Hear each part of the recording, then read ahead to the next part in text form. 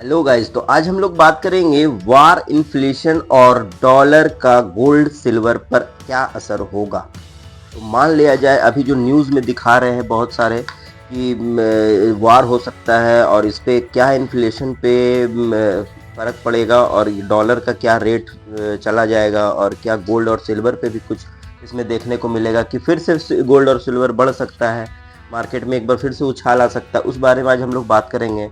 तो इस वीडियो में डिटेल में समझने के लिए ग्लोबल वॉर और महंगाई, इन्फ्लेशन और यूएस डॉलर को हम लोग मूवमेंट जो गोल्ड और सिल्वर को प्राइस को डायरेक्टली इम्पैक्ट करेगा, उस बारे में आज हम लोग इसके बारे में काफ़ी इंपॉर्टेंट पॉइंट निकाल के लाए हैं और इस बारे में आज हम लोग समझेंगे। तो पहला पॉइंट हम रखे हैं ग्लोबल वॉर और इम्पैक्ट के बारे में। इसमें मैं जो लिख पाया हूँ 5 पॉइंट, वार के टाइम इन्वेस्टर सेफ एसेट की तरफ भागते हैं, क्योंकि मैं हमेशा देखा हूँ और आप लोग भी इस चीज़ के बारे में जागरूक होंगे कि जो भी सेफ एसेट है उसमें आप इन्वेस्ट कर सकते हो। जो एसेट का बहुत ही ज़्यादा कैपिटल हाई है, मार्केट कैपिटल, और उसमें जब वार के समय वो डाउन जाता है तो उस समय लेना सबसे बेस्ट ऑप्शन होता है, क्योंकि वो एक समय के बाद वहाँ अपने जगह पे फिर से वो जाएगा।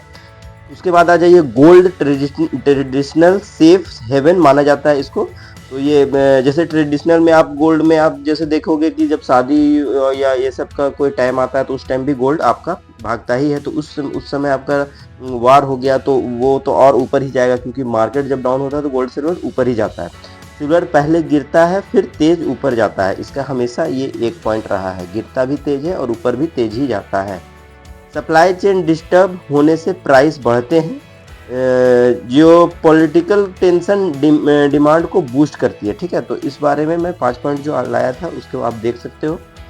अब सेकंड में मैं बात करूंगा इन्फ्लेशन क्या होती है। इन्फ्लेशन का मतलब होता है आपको परचेजिंग पावर का गिरना। ठीक है, उसमें आपको गोल्ड इन्फ्लेशन हेज माना जाता है। सिल्वर भी लॉन्ग टर्म में इन्फ्लेशन बीट करता है और आप हमेशा देखोगे कि ये सब चीज़ कभी घटता नहीं है, लॉन्ग टर्म में हमेशा सब कुछ बढ़ता ही है। High inflation precious metal strong रहता है, कैश की वैल्यू धीरे धीरे कम हो जाती है इसमें। तो इस वजह से इसमें मैं 5 पॉइंट ये भी रखा हूँ, इन्फ्लेशन क्या होती है। और अब मैं बात करने वाला हूँ थर्ड पॉइंट की, जो है डॉलर इंडेक्स का रोल क्या होने वाला है। तो डॉलर स्ट्रांग होता है, गोल्ड गिरता है। ठीक है, ये सब सारा आप स्क्रीनशॉट ले लेना, वरना ये फॉर्मूला आप सारा भूल जाओगे क्या किस समय क्या होता है। और डॉलर वीक होता है तो गोल्ड सिल्वर चढ़ता है। तो इंटरनेशनल ट्रेड डॉलर में होती है। एफईडी पॉलिटिक डॉलर को कंट्रोल करती है और dollar versus gold inverse relationship आपको इसमें देखने को मिलता है। तो इसमें अगर कोई पॉइंट आपको नहीं समझ में आ रहा है या कुछ, तो आप इसके बारे में सर्च कर लेना, आपको क्लियर हो जाएगा। और अब मैं बात करने वाला हूँ फोर्थ नंबर पॉइंट की, इंटरेस्ट रेट और एफईडी डिसीजन क्या क्या होती है। जैसे high interest rate of gold pressure में आता है, लो रेट गोल्ड के लिए पॉजिटिव होते हैं और एफईडी स्टेटमेंट मार्केट को हिला देते हैं। सिल्वर ज़्यादा वोलेटाइल रिएक्ट करती है, long term investor rate cycle देखते हैं। ये 5 पॉइंट आपको किस में मिल जाएगा, interest rate of FED decision के बारे में मैं बताया हूँ, उसके वजह से ये सब होता है। सेंट्रल बैंक की बाइंग। अब इसमें क्या है, वर्ल्ड के सेंट्रल बैंक गोल्ड खरीदते रहते हैं। अच्छा, गोल्ड रिजर्व करेंसी जैसा ट्रीट होता है।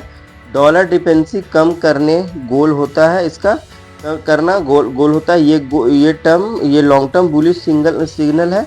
और सिल्वर सेंट्रल बैंक कम खरीदते हैं। तो ये सब आपको इसमें देखने को मिलेगा, सेंट्रल बैंक की बाइंग क्या क्या होती है, ये सारा पॉइंट आपको उसमें आपको कवर हो जा रहा है।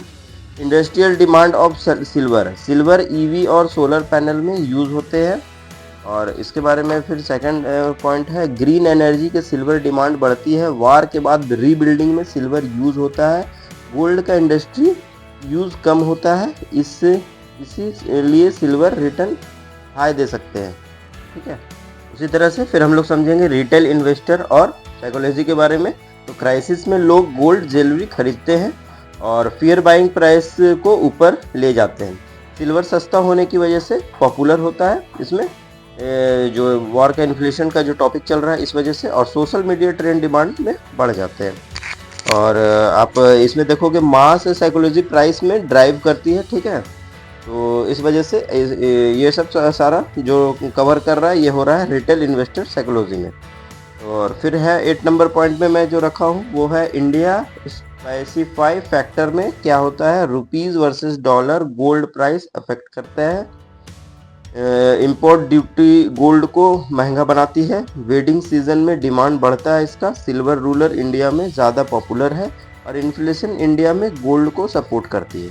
तो इस वजह से आपको इसमें आपको देखने को मिलेगा कि इंडिया जो फैक्टर आपका रुपीज़ और गोल्ड डॉलर वगैरह ये सब आपको सारा इफेक्ट पड़ने वाला है जब अगर वॉर का सिचुएशन बनेगा तो। और 9 नंबर पॉइंट में है short term versus long term view को अगर देखा जाए तो शॉर्ट टर्म में प्राइस वोलेटाइल रहते हैं, ठीक है, न्यूज़ बेस्ड ट्रेडिंग रिस्क होती है इसमें, और लॉन्ग टर्म में गोल्ड स्टेबल रिटर्न देता है। तो अगर आप लॉन्ग टर्म आप देखोगे इसमें अगर तो उसमें क्या होता है कि आपको सिल्वर में हमेशा लॉन्ग टर्म में एक्सप्लोज हो सकता है। जैसे सबसे बड़ा इसमें इम्पोर्टेंट फैक्टर है जो कि मैं सारा वीडियो में बोलता हूँ। और 10वें नंबर में मैं रखा हूँ फाइनल कंक्लूजन और स्ट्रेटेजी में war plus inflation is equal to gold strong रहता है इसमें, ठीक है।